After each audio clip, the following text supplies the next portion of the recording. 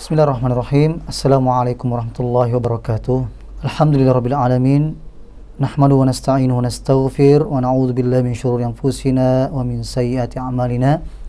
May yahdihillahu fala mudilla lahu wa may yudlil fala hadiya lahu. Asyhadu an la ilaha illallah wahdahu la syarika lahu wa asyhadu anna Muhammadan 'abduhu wa rasuluh. Allahumma shalli wa sallim ala nabiyyina Muhammad wa ala alihi wa sahbihi ajma'in, amma ba'd. Pemirsa yang dimuliakan Allah Subhanahu wa taala, kita bersyukur kepada Allah Subhanahu wa taala karena ya kita masih diberikan kesempatan sampai sekarang ini, dan alhamdulillah kita ya telah berada pada 76 tahun Indonesia merdeka. Tentunya kita bersyukur kepada Allah Subhanahu wa taala atas nikmat ini.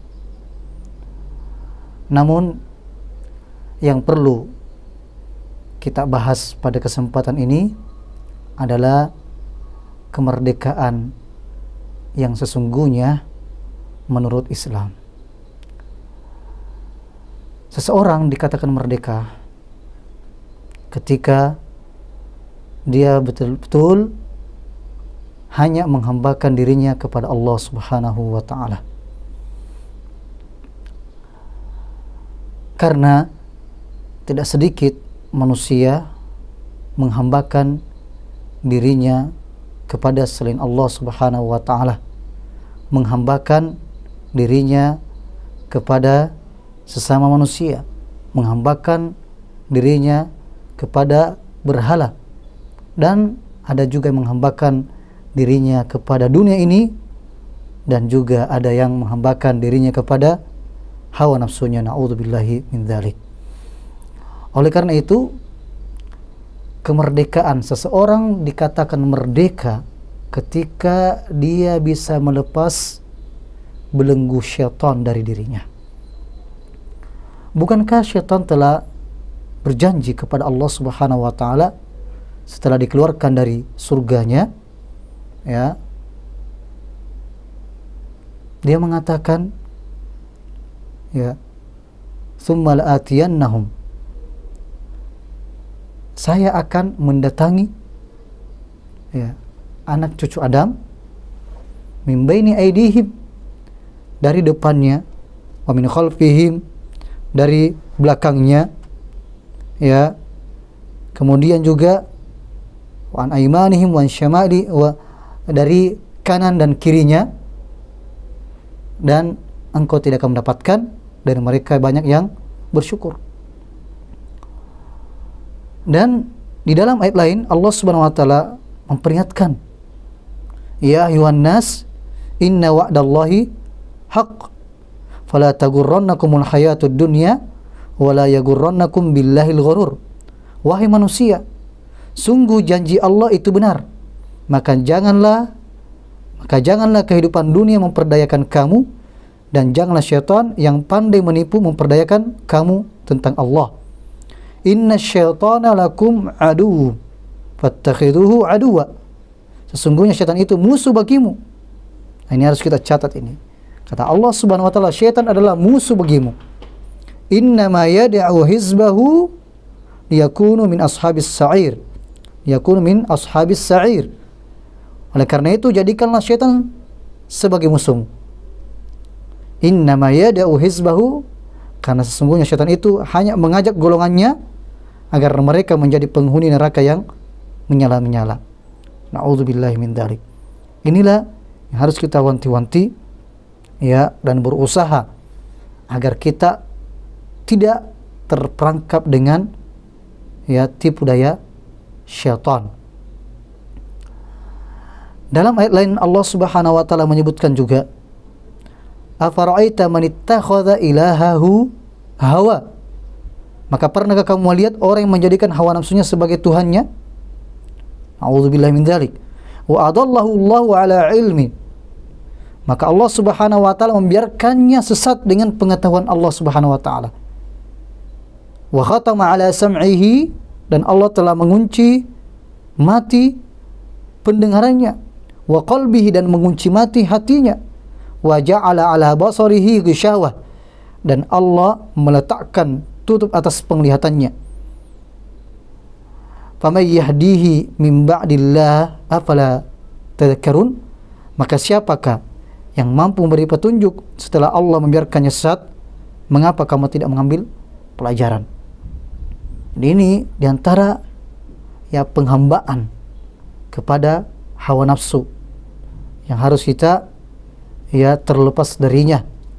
Tentunya memohon kepada Allah Subhanahu wa taala agar terlepas dari hal tersebut. Ya. Karena Allah Subhanahu wa taala yang Maha Kuasa. Dalam hadis Nabi SAW menyebutkan, Ta'isa abdud dinar, celakalah hamba dinar, pemuja dinar. Iya. Ta'isa abdud dirham, celakalah hamba dirham. Ya, ta'isa abdul khamisa, ta'isa abdul khamila, celakalah hamba khamisa dan khamila, yaitu sejenis pakaian yang terbuat dari wol atau sutra. Celakalah mereka menghambakan dirinya kepada hal tersebut. In utiya radiya wa in lam yu'ta sakhit. Jikalau diberikan maka dia ridha, tapi kalau tidak diberikan kepadanya maka dia akan marah. Inilah diantara bentuk penghambaan yang kebanyakan manusia terjatuh di dalamnya. Na'udzubillahi min dzalik. Dari sini kita mengambil kesimpulan bahwasanya orang yang merdeka adalah orang-orang yang hanya menghambakan dirinya kepada Allah Subhanahu wa taala. Mereka hanya menjadikan Allah sebagai prioritasnya. Dunia ini digenggam, tidak dimasukkan ke dalam hatinya. Orang yang merdeka adalah yang menjadikan dunia ini seperti kebutuhannya kepada toilet. Iya. Orang yang merdeka yang menjadikan harta sebagaimana dia menjadikan toilet. Iya. Di saat dia butuh dia masuk ke dalamnya. Tidak menyebabkan hatinya terpaut dengan hal tersebut. Coba kita perhatikan. Iya. Semoga Allah berikan hidayah. Sebagian saudara-saudara kita ketika panggilan azan, Allah memanggil dengan suara muazzin, melalui suara muazzin ya ke masjidnya atau menunaikan perintah Allah Subhanahu wa taala.